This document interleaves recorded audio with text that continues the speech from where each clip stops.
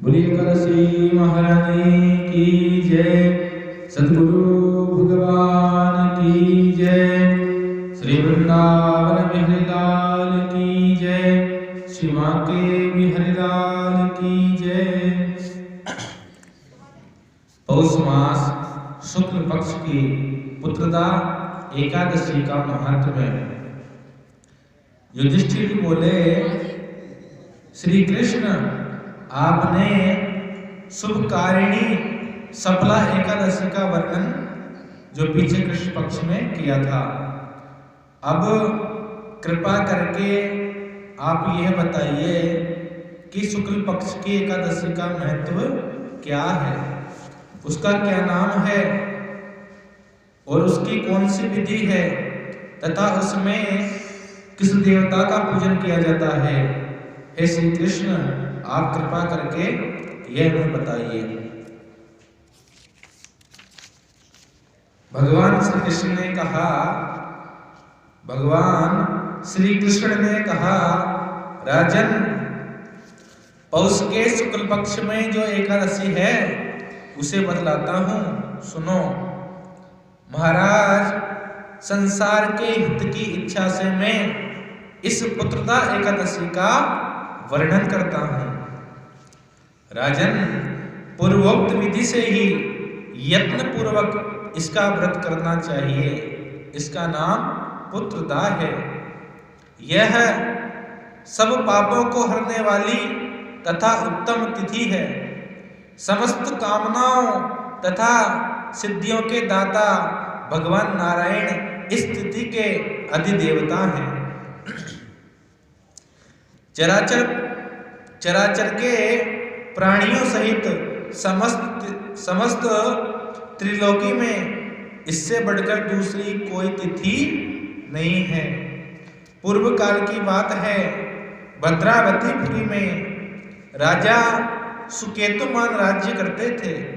उनकी रानी का नाम चंपा था। राजा को बहुत समय तक कोई वंशधर पुत्र प्राप्त नहीं हुआ, इसलिए दोनों पति पत्नी सदा चिंता और शोक में डूबे रहते थे। राजा के पितर उनके दिए हुए जल को शोकोच्छ्वास से गर्म करके पीते थे। राजा के बाद और कोई ऐसा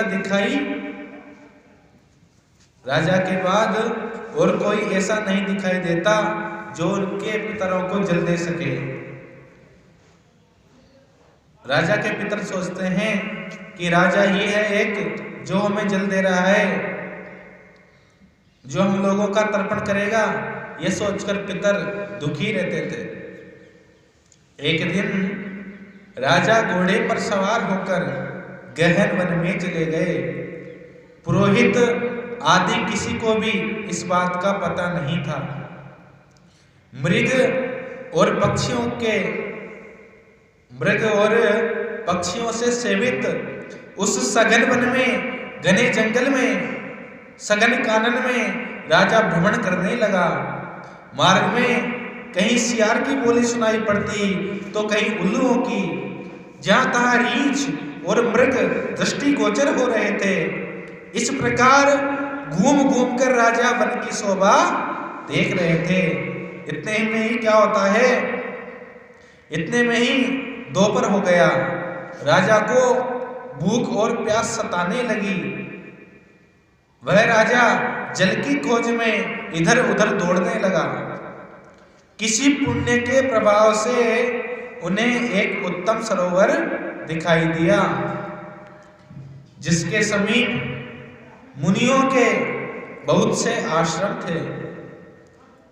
शोभाशाली नरेश ने उन आश्रमों की ओर देखा। उस समय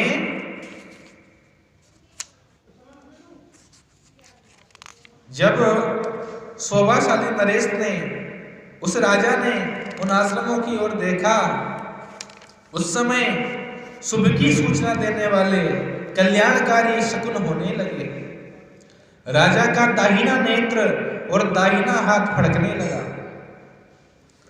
जो उत्तम फल की सूचना दे रहा है।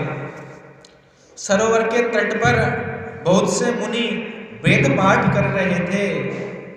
उन्हें देखकर राजा को बड़ा हर्ष हुआ। वह राजा घोड़े से उतरकर मुनियों के सामने खड़े हो गए और एक एक मुनि को पृथक पृथक यानी कि अलग अलग करके साष्टांग दंडवत प्रणाम करके सब मुनियों की वंदना करने लगे। राजन, वे मुनि उत्तम व्रत का पालन करने वाले थे। जब राजा ने हाथ जोड़कर बारंबार दंडवत किया तब मुनि बोले, राजन, हम लोग तुम पर प्रसन्न हैं, बोलिए क्या चाहते हो, क्या दुख आपको सता रहा है।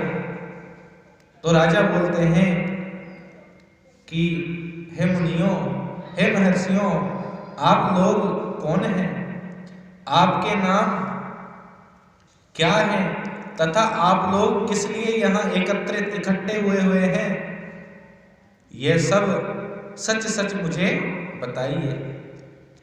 तो मुनिगण बोलते हैं, राजन, हम लोग विश्वदेव हैं, हम लोग विश्वदेव हैं, यहाँ स्नान के लिए आए हैं क्योंकि माघ का महीना निकट आ गया है।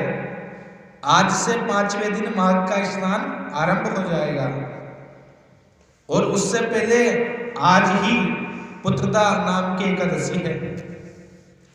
आज पुत्रदा नाम की एकादशी है जो व्रत करने वाले मनुष्यों को पुत्र प्रदान करती है। जैसे ही राजा ने सुना कि ये पुत्र प्रदान करने वाली है तो राजा ने कहा, हे विश्व देवगण, यदि आप लोग प्रसन्न हैं तो मुझे पुत्र दीजिए। मुनि बोले, राजन, आज के ही दिन पुत्रदा नाम की एकादशी है, इसका व्रत बहुत विख्यात है। तुम आज इस उत्तम व्रत का, हे राजन, आप आज इस उत्तम व्रत का पालन करो। महाराज, भगवान केशव के प्रसाद से, श्रीमन नारायण के प्रसाद से तुम्हें अवश्य ही पुत्र प्राप्त होगा। राजा ने जब इस बात को सुना तो बड़ा प्रसन्न हुआ और प्रसन्न होकर एकादशी का, इस उत्तम पुत्रदा एकादशी का नियमित रूप से पालन किया। तो भगवान श्री कृष्ण कहते हैं, युधिष्ठिर, इस प्रकार उन मुनियों के कहने से राजा ने उत्तम व्रत का पालन किया। महर्षियों के उपदेश के अनुसार विधि पूर्वक पुत्रदा एकादशी का अनुष्ठान किया। फिर द्वादशी को पारण करके मुनियों के चरणों में बारंबार मस्तक झुकाकर राजा अपने घर आए। जब राजा अपने घर आए तो तदनंतर रानी ने गर्भ धारण किया। उसी दिन रानी ने गर्भ धारण किया और प्रसव काल आने पर, 9 माह पूर्ण होने पर, प्रसव काल आने पर पुण्यकर्मा राजा को तेजस्वी पुत्र प्राप्त हुआ, जिसने अपने गुणों से पिता को संतुष्ट कर दिया। वह प्रजाओं का पालक हुआ। इसलिए हे राजन, पुत्रदा का उत्तम व्रत अवश्य करना चाहिए। मैंने लोगों के हित के लिए तुम्हारे सामने इस पुत्रदा एकादशी का वर्णन किया है। जो मनुष्य ध्यान पूर्वक एकाग्रचित्त होकर इस पुत्रदा नामक एकादशी का व्रत करते हैं तथा इसका अनुष्ठान करते हैं, वह इस लोक में पुत्र पाकर मृत्यु के पश्चात स्वर्गगामी होते हैं। पुत्रदा एकादशी के महात्म्य को पढ़ने, सुनने और सुनाने से अग्निष्ठ होम यज्ञ का फल मिलता है। बोली एकादशी महारानी की, सद्गुरु भगवान की। इस प्रकार पुत्रदा एकादशी का महात्म्य है। सभी भक्त इस पुत्रदा नामक एकादशी का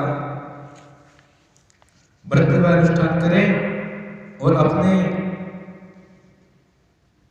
जीवन को गुणवान एवं फलवान व स्वर्गगामी बनाए। बोलिए श्री वृंदावन बिहारी लाल की। श्री कृष्ण गोविंद हरे मुरारी, हे नाथ नारायण वासुदेवा। श्री कृष्ण गोविंद हरे मुरारी, हे नाथ नारायण वासुदेवा। हे नाथ नारायण वासुदेवा, हे नाथ नारायण वासुदेवा। शरणागत हैं हम तो तुम्हारे, हे नाथ नारायण वासुदेवा। श्री कृष्ण गोविंद हरे मुरारी, हे नाथ नारायण वासुदेवा। गोविंद मेरी यही प्रार्थना है, भूलो नहीं कभी नाम तुम्हारो। निष्काम हो कर दिन रात गाऊं, गोविंद दामोदर माधवेति। गोविंद दामोदर माधवेति, हे कृष्ण है यादव है सकेति।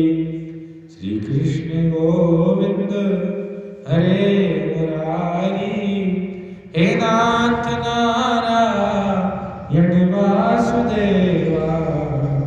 श्री कृष्ण गोविंद हरे मुरारी, हे नाथ नारायण वासुदेवा। बोलिए आनंद कंद श्री कृष्ण भगवान की जय। श्रीमद लक्ष्मी नारायण भगवान की, सद्गुरु भगवान की, श्री महात्मा जी महाराज की, श्री रामकृष्णाचार्य जी महाराज की, आज के आनंद की, एकादशी महारानी की, गौ माता की जय, धरती माता की जय, भारत माता की जय, सत्य सनातन धर्म की जय, अपने अपने माता पिताओं की जय, अपने अपने गुरुजनों की जय, साधु संतों की जय, एकादशी महारानी की जय। जय श्री राधे श्याम। त्वमेव माता च पिता त्वमेव, त्वमेव बन्धो च सखा त्वमेव, त्वमेव विद्या द्रविणं त्वमेव, त्वमेव